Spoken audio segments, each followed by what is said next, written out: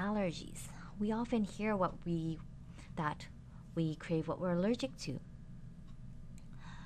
There are associations between food allergies and addiction. Although the mechanism for this may not be clear, we often see when one removes an allergen from their diet, their craving decreases.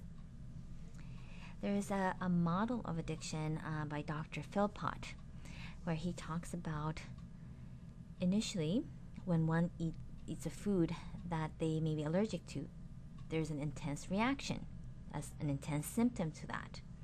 However, by eating it again and again and again, with that repeated exposure, the allergies become masked. However, hours later, there is a letdown, such as depression or mild headaches. This can be relieved with eating that same food again.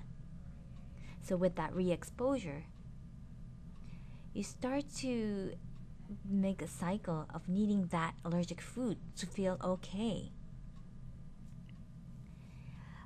So if you feel like you need to sleep after eating, have digestive issues, or build up of phlegm, mucus, just feeling dull, emotional swings after eating, that may be an allergy, especially with wheat and dairy.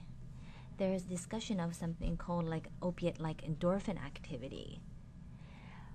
Maybe you've heard the word leaky gut, where our intestinal lining is damaged, that the unbroken proteins in our food enter our bloodstream in not the usual manner, where not how it is supposed to go. It enters our cells, between our cells, and enters our bloodstream. And then there's a buildup of that endorphin-like activity. And the food sensitivity, we have seen blood sugar swings by eating another food that you're allergic to.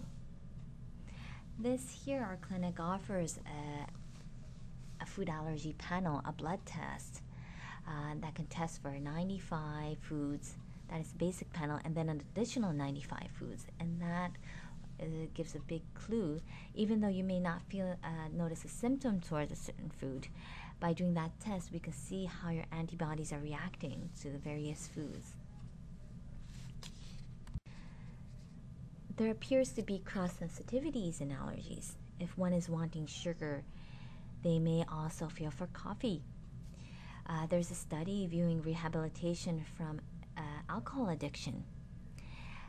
They suggested limiting caffeine, and by doing that, that helped decrease the craving for alcohol. Then there are various chemicals in food, not just caffeine. Again, I bring up chocolate. There's a phenylethylamine. I spelled this wrong on my PowerPoint. It's phenylethylamine, and that can increase that opiate-like runner's high. And that is often mentioned that might be the reason why people like chocolate. There's other chemicals in chocolate that is discussed also. MSG, that is said to stimulate your nervous system. And then environmental allergies, exhaust, scent, that can actually be affecting the appetite switch. There's a book, 7 Weeks to Sobriety, by Joan Matthew Larson, and she talks about how cleaning agents may be triggering addiction to alcohol. So there are various points where it can set a stage for a certain craving. This is not allergies, but I bring up heavy metal toxicity, how that may interfere. Certain heavy metals in our system can interfere with our neurotransmitter balance,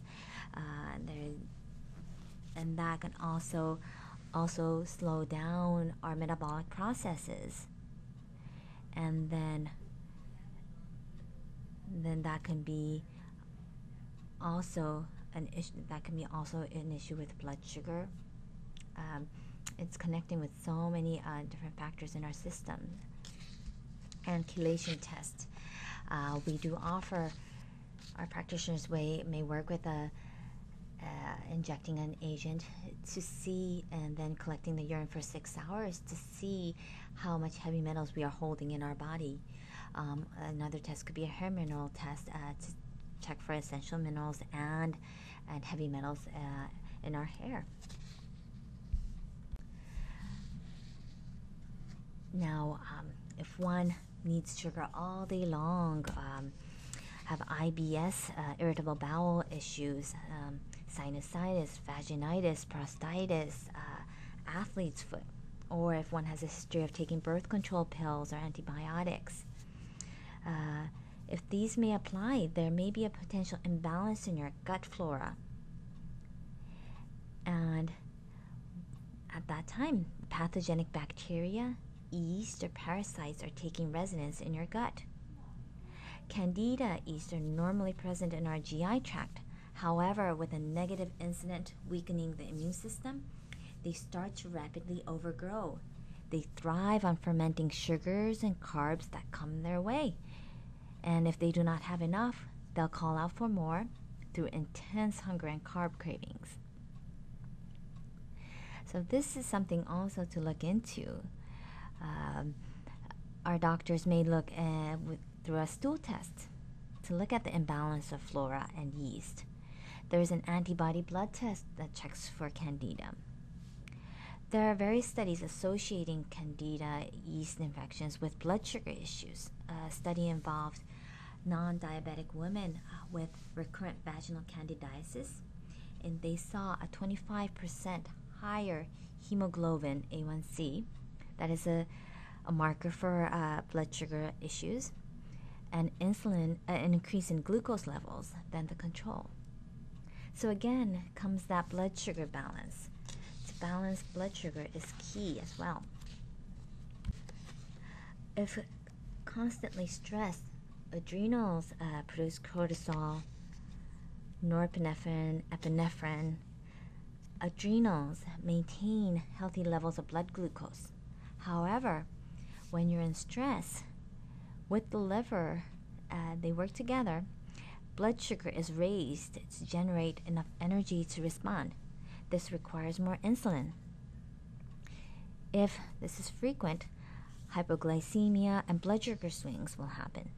Cells become insulin resistant to protect themselves from too much glucose also.